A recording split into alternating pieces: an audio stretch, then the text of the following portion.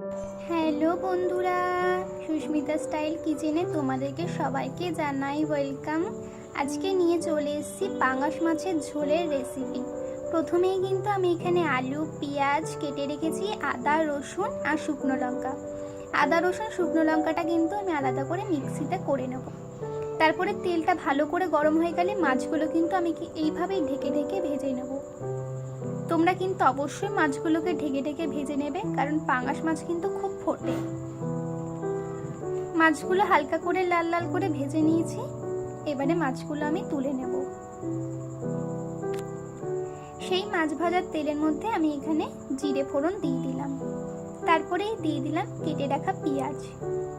পেঁয়াজটা আমি হালকা করে ভাজবো, কারণ যেহেতু আমি আলুটা আগে ভেজে তুলে রাখিনি, তাই আমি এই পেঁয়াজের মধ্যেই কিন্তু আলুটা ভেজে নেব। পেঁয়াজটা কিন্তু আগে লাল লাল করে ভেজে নিলে আলুটা ভাজার সময় পেঁয়াজটা কিন্তু পুরোপুরি পুড়ে যাবে। সেই জন্য পেঁয়াজটা হালকা ভেজে আলুটা দিয়ে দেবো, যাতে আলু ভাজার সঙ্গে সঙ্গে পেঁয়াজটাও ভাজা হয়ে যায়। আলুটার কালারটা কিন্তু আস্তে আস্তে চেঞ্জ হতে শুরু করে দিয়েছে।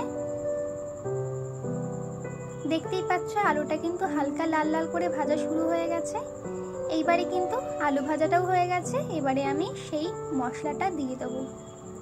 পাঙাশ মাছে কিন্তু রসুন দেওয়াই যায়, কোনো সমস্যা নেই, কিন্তু অন্য মাছে কিন্তু রসুনটা একদমই দেওয়া যাবে না।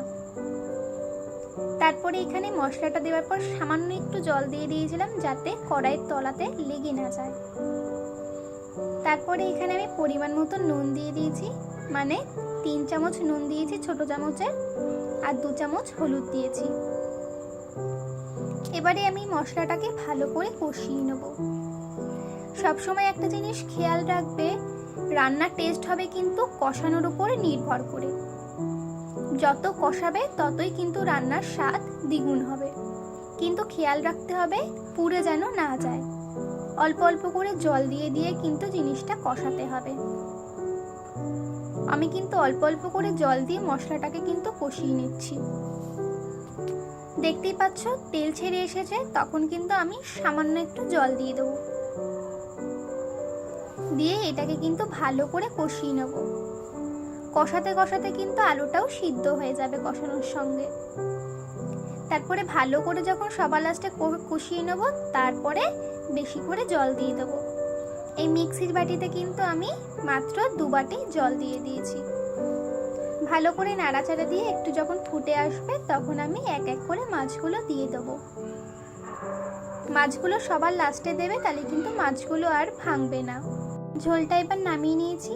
আর আমার এরকম আরও সুন্দর সুন্দর ভিডিও দেখার জন্য কিন্তু অবশ্যই আমার চ্যানেলটাকে সাবস্ক্রাইব করতে হবে।